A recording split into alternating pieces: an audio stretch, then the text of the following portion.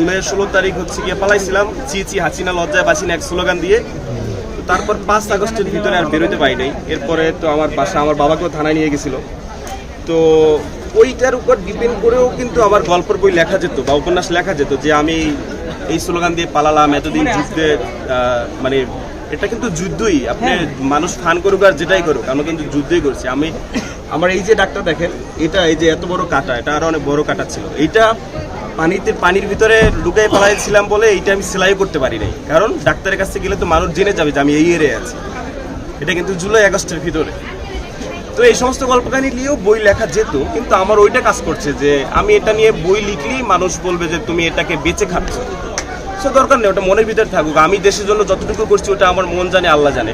আমার তো আলাদা একটা জগৎ আসছি, আমার তো আলাদা একটা, আমার অডিয়েন্সের কাছে একটা চিম্পিতি বলেন, ইমোশন টান বলেন, ওটা আছি। আমি এই লেখালেখিগুলো করি। সো আমার মনে হয় না, এবং অনেক অনেক বই আছে লাইক আবু সাইদ বা মুগ্ধ, এরকম নাম বেচা বলবো না, যে যার জায়গা থেকে রাজা। ওইটা আমি আসলে চাইনি যে মুক্তিযোদ্ধা যারা হয়েছে, আন্দোলন যারা হয়েছে, ওটাকে ইউজ করে। আমার একটা সাইড আছে, সো এটা আমি, আমার কাছে ভালো লাগে। যেটা বললেন আন্দোলনের কথা, ওইটা আমি ব্যবহার করতে চাইনি। তবে কি লোকের কথায় প্রভাবিত হয়ে গল্পটা কেন এখানে প্রকাশ পাবে না? গল্পটা তো প্রকাশ পেতে পারতো, এটাও তো হতে পারতো পরবর্তী প্রজন্মের জন্য একটা। কথা হচ্ছে আল্লাহ বাঁচাই রাখলে, এখনো তো মরে যায়নি, সময় আছে আরো হাতে। আর আমি তো এখনো ছোট, আরো বইমেলা আছে সামনে, আরো গল্প হোক। আবার দেখা গেছে 2 দিন পর তো আবার যুদ্ধে নামতে হতে পারে, তো আরো গল্প জমুক আর কি। যদি গত বছরের মতো এবারও আসলে বলা হয় যে কন্টেন্ট ক্রিয়েটররা আবারও বই লেখালেখি করছে, এবং গত বছর আমরা যেটা শুনেছি যে বইমেলাকে এক প্রকার অন্য একটা অবস্থা নিয়ে গেছে। I want to clear with you that, আমি যেটা চাই ক্লিয়ার করতে, সেটা হচ্ছে ভিডিও বানানোর আগেই আমার লেখালেখি। আপনি বা অডিয়েন্স আমাকে কতদিন ধরে চিনে? আন্দোলন থেকে বেশি চিনে, এর আগে থেকে স্বর্ণা থেকে চিনে, প্রাক্তন থেকে চিনে, এই 22 থেকে 21 থেকে, আপনার হচ্ছে গিয়া 23 থেকে। কিন্তু এই বই বের হয়েছে 2020 সালে, এই অদৃশ্য সপ্তমী, এই বই প্রকাশ হয়েছে আপনার 2020 সালে। তাহলে তখন হচ্ছে ভিডিও কোথায় ছিল?